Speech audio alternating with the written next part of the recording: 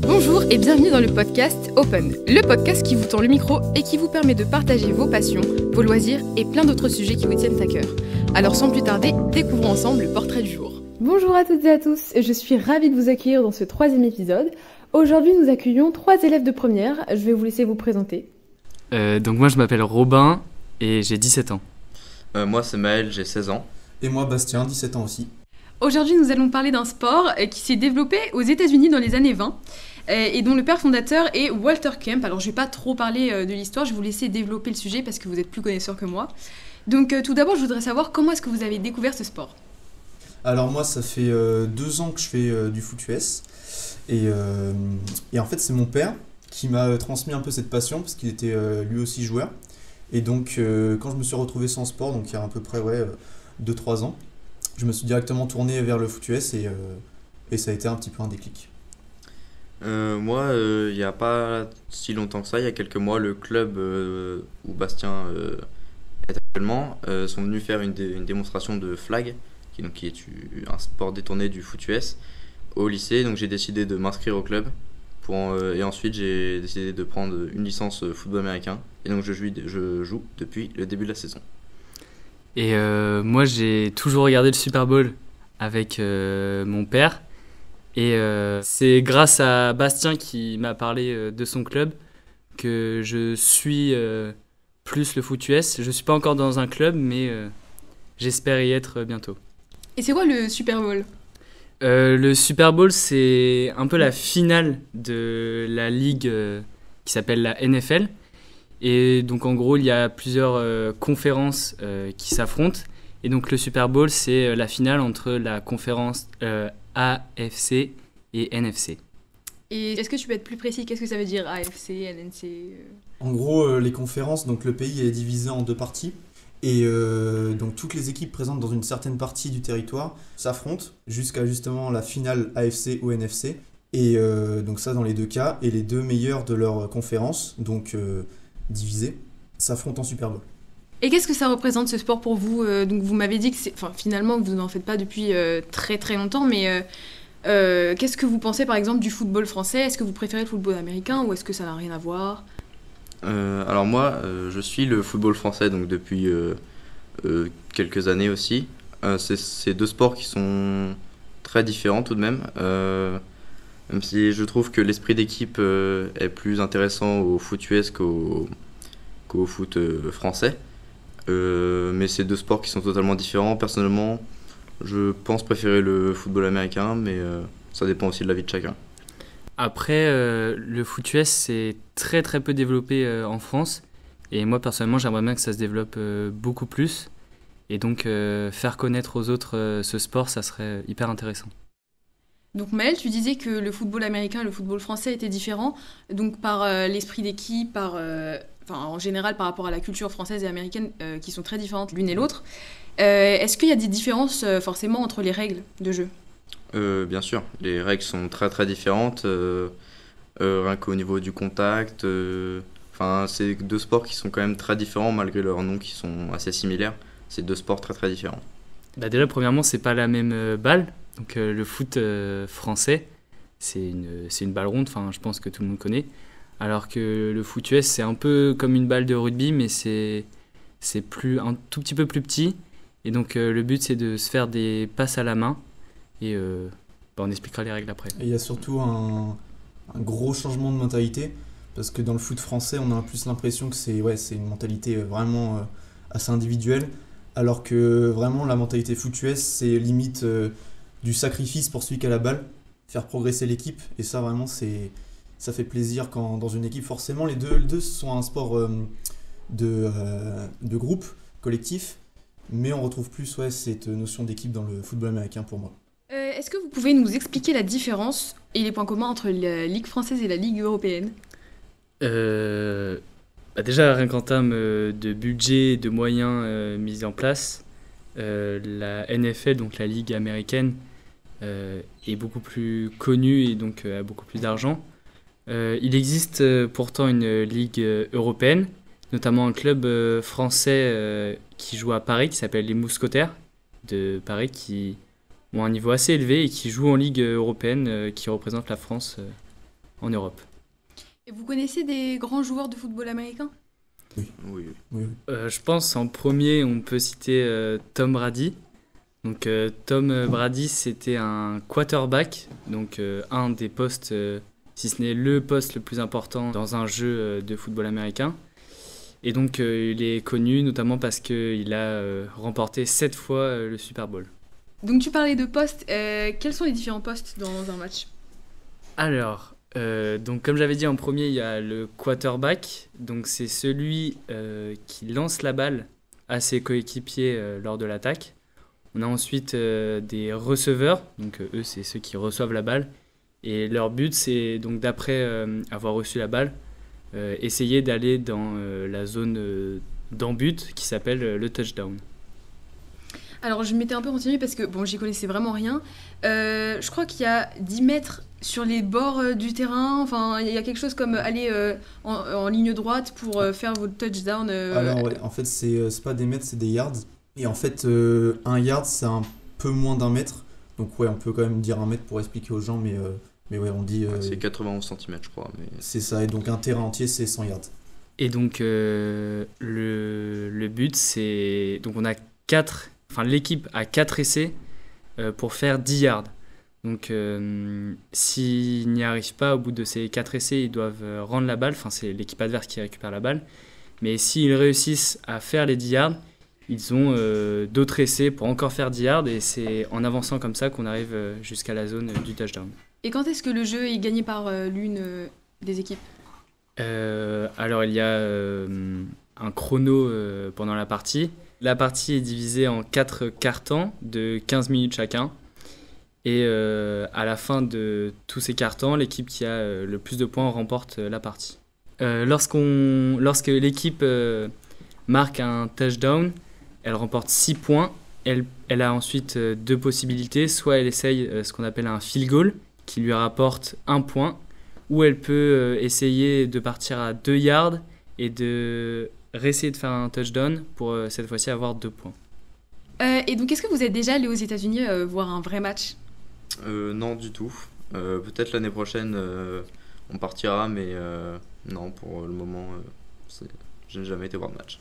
Bon, en ce qui me concerne, c'est un rêve, parce que en fait, je supporte une équipe donc depuis bientôt plus de... Ouais, on supporte la même équipe avec Robin depuis bientôt 4 ans. Et c'est quelle équipe? Kansas City, donc le stade s'appelle Arrowhead, excusez-moi pour mon anglais. Et donc ouais, en fait, donc il y a le joueur star, pour moi le meilleur joueur du moment, donc Patrick Mahomes, qui dépassera sûrement Tom Brady, donc que Robin a énoncé tout à l'heure. Et donc ouais, ça serait vraiment un rêve de pouvoir le voir, limite lui serrer la main si possible, et puis voilà. Moi je suis jamais allé aux États-Unis, donc bien évidemment que j'ai pas vu de match, mais c'est vraiment une culture là-bas, ça fait partie des États-Unis. Tout le monde aux États-Unis connaît le football américain, donc ça serait vraiment une expérience incroyable d'aller voir un match. Mais justement, en parlant de cette culture, c'est vraiment quelque chose d'omniprésent aux États-Unis. Par rapport aux universités, est-ce que vous avez des choses à nous expliquer? Parce que je crois qu'il y a des bourses quand on joue. Pour intégrer une équipe, c'est assez compliqué, non? C'est très sélectif. Bah ouais, en fait, même si une équipe... concrètement, une équipe NFL, c'est 54 joueurs, je crois, sans compter le staff ou quoi. Et en fait, l'université, c'est vraiment le programme du foot qui fait que tu entres à l'université. C'est pas pour les cours. Forcément, tu as des cours, mais c'est plus pour les joueurs qui vont être peut-être draftés. Donc drafté, c'est acheté auprès des différentes équipes NFL. Pour les joueurs qui sont vraiment dans une vocation football américain, c'est donc le programme sportif qui prône sur les études. Oui, pour rentrer aux universités, donc comme tu as dit, il y a des bourses pour aider les joueurs parce que généralement ça coûte quand même assez cher, mais c'est vraiment la porte d'entrée pour ensuite rentrer en NFL. Le programme universitaire, donc il y a aussi une ligue de football américain que pour les universités, et c'est vraiment ultra suivi par tous les jeunes des États-Unis. De toute façon, le sport en général là-bas, au moment de la scolarité, c'est toujours quelque chose, que ce soit le basket, le baseball, la natation, etc. Donc oui, l'université, c'est très très important si on veut entrer dans une ligue aux États-Unis. Et c'est un milieu, j'ai l'impression, très masculin, non? Ça existe les équipes féminines? Oui, Oui, oui, les matchs de football américain féminin existent. Forcément, c'est moins connu, mais ça existe. Sinon, au niveau féminin, il y a le flag football aussi, qui est un sport mixte. Et en fait, le flag football, donc on peut y jouer dès le plus jeune âge. J'en ai aussi fait pendant 2 ans. C'est sans contact. C'est une discipline olympique qui va être mise à Los Angeles, donc au prochain JO, pas à Paris. Et donc ouais, donc le plaquage est simulé par en fait des languettes qu'on retire, et donc on appelle ça le déflagage, et ça remplace donc le plaquage. Et par rapport au plaquage, justement, j'ai l'impression que c'est un sport assez violent. Donc, est-ce que vous pouvez nous expliquer les règles d'arbitrage, les fautes? Alors c'est vrai que visuellement c'est quand même assez impressionnant, notamment quand on regarde un match. Après l'équipement fait aussi bien son effet. Les plaquages sont un peu moins sentis, c'est très efficace. Après oui évidemment il y a des fautes, les coups de casque sont interdits par exemple, même si c'est pas forcément toujours respecté. Mais c'est vrai qu'au niveau des contacts il n'y a pas beaucoup de règles. C'est impressionnant mais pas si dangereux. Est-ce que vous pratiquez un autre sport que celui-ci? Moi, je fais du judo depuis bientôt 10 ans. Mon objectif, c'est d'avoir la ceinture noire pour ensuite pouvoir faire du foot US.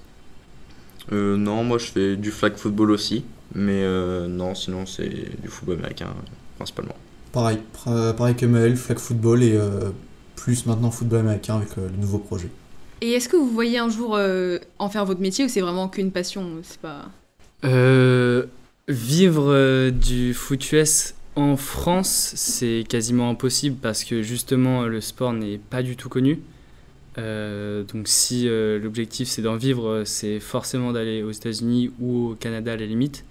Mais non, c'est pas un objectif de vivre du foot US, c'est plus une passion pour moi. Bah, comme l'a dit Robin, ouais, en France ça va être très compliqué. En revanche, vu que c'est un sport assez niche en France, donc un milieu où tout le monde se connaît ou quoi, bah si t'as les bons contacts, tu peux monter très vite. Et donc je sais qu'il y a le premier youtubeur de France, Léo Sartel, il a pu avoir des passes VIP pour aller justement voir Kansas City, alors que concrètement bah, il joue au foot US en France. Et donc voilà, tout dépend des contacts. Après, en vivre en tant que joueur, ça va être compliqué, parce que bah, forcément les Américains, bah, ils font ça depuis qu'ils sont nés, quoi. Genre, c'est vraiment leur culture. Donc en vivre, c'est compliqué. Mais j'espère que ça va nous suivre longtemps. C'est pas un objectif pour moi non plus, c'est quelque chose de très compliqué, surtout en France. Il faudrait déjà qu'on vive déjà aux États-Unis et qu'on ait déjà une bourse pour l'université. Et non, c'est pas un objectif pour moi non plus. Et parce que vous voulez faire quoi plus tard? Bah, ça n'a rien à voir, mais moi je vais faire pilote de chasse dans l'armée de l'air, donc ça n'a rien à voir. Ah ouais. Rien à voir. Moi, je sais pas encore totalement. Moi, j'aimerais bien être dans le commerce, même si effectivement j'ai peut-être des projets. J'aspire à peut-être devenir coach de flag en France, justement pour donner un petit coup de boost à la reconnaissance du flag, le propager de plus en plus. Tout à l'heure, vous me parliez d'un projet par rapport au football américain. Est-ce que vous pouvez nous en dire plus? Donc à la base, en fait, c'est un projet que j'ai en commun avec mon père. Le projet s'appelle Seven Sixers, ou 76 Hertz si vous le dites en français. C'est un peu comme un rêve qui va se réaliser. C'est-à-dire que comme j'ai dit tout à l'heure, il est toujours très fan de foot US, et moi aussi du coup. Et on s'est dit pourquoi pas se lancer justement dans la création d'un club. Et c'est ce qu'on est en train de faire, c'est ce qu'on est en train d'établir à Yvetot si possible ou aux alentours. Pour justement pouvoir rallier les lycées et les collèges qui sont à côté. Et donc pour l'instant on commence, donc on a des équipements mais pas encore à nous, on essaye de se renseigner auprès de la Fédération française de football et de la Ligue. Il y a un Instagram de disponible, il y a un site aussi, et ouais, le but c'est effectivement de faire une équipe, de jouer, voir ce que ça donne, s'amuser tous ensemble et puis espérer que dans le futur le club prenne plus d'ampleur. Donc on a déjà fait un entraînement de foot US.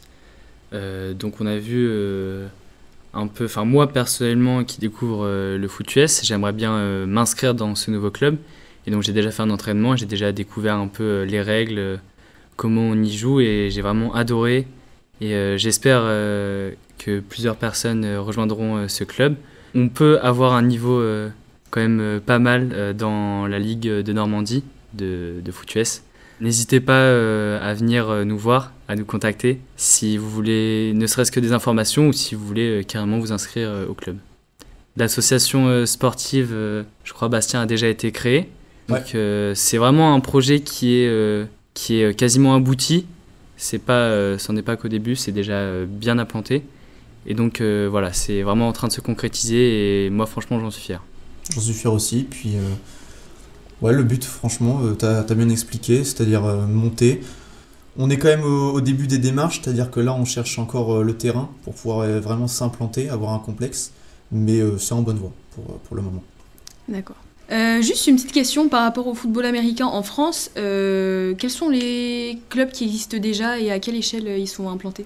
Il y a des clubs à peu près à toutes les échelles, à partir de l'échelle régionale. Donc en Normandie, il y a, je dirais, 5-6 clubs pour l'instant, comme celui de Rouen, il y a Caen, Fécamp, enfin il y a plusieurs clubs. À l'échelle nationale aussi, il y a une ligue française, avec des clubs d'un peu partout. Et en France, surtout, c'est surtout le niveau parisien qui est vraiment au-dessus, même si on est franchement loin du niveau NFL, faut pas se le cacher. Mais c'est vraiment Paris qui domine. Après, le problème de là où on est placé niveau foot US, c'est pour ça qu'on fait aussi un club.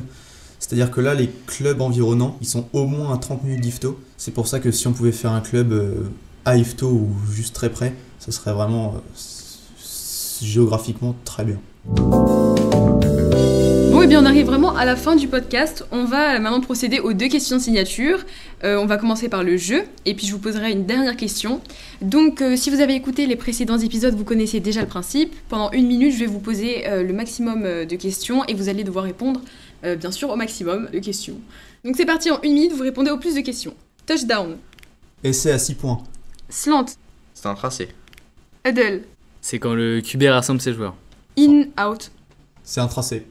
Yard. Yard, c'est un peu moins d'1 mètre. Snap.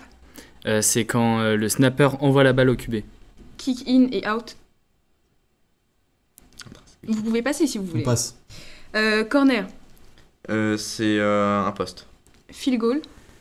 C'est quand le kicker envoie la balle entre les 2 poteaux du terrain. End zone. C'est la zone du touchdown. Flat. C'est un tracé.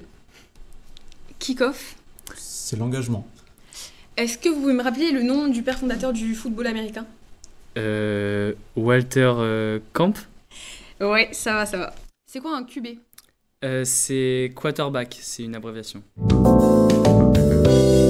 Donc bravo à tous pour ce jeu, franchement vous avez bien répondu. Dernière question, pourquoi est-ce que vous avez choisi de venir en parler sur ce podcast ? C'est parce que ce podcast il touche directement le lycée, donc c'était pour faire découvrir ce sport qu'est le foot US et notamment pour faire un peu la pub du club. C'est ça, donc le recrutement. Dans maximum donc 1 mois, je dirais, on aura aussi des flyers distribués dans l'établissement. On essaiera d'en coller le maximum en ville et aussi au lycée. Donc voilà, si vous avez des questions, il y a le compte Instagram, il y a aussi le site. Et sinon, vous pouvez venir nous en parler directement en présentiel. On essaiera de répondre au mieux à vos questions. Alors du coup, pour l'Instagram, c'est 76earth _Normandie. Et pour le site, c'est pareil, 76earth.fr. En tout cas, merci beaucoup à vous d'avoir partagé vos connaissances sur ce sport que je ne connaissais pas du tout et que je pense pas mal de personnes en France et justement dans ce lycée ne connaissent pas forcément. Voilà, merci beaucoup à vous. Merci à vous de nous avoir reçus, c'était franchement très sympa. C'était génial. Merci à vous de nous avoir reçus, c'était super cool, super démarche. C'était vraiment sympa de pouvoir en parler avec vous. J'espère que tu as pu apprendre des trucs et les gens qui nous écoutent aussi. Donc voilà, si vous avez envie, venez nous voir et puis voilà. Merci d'avoir écouté cet épisode, on se retrouve bientôt pour une prochaine découverte. Restez open.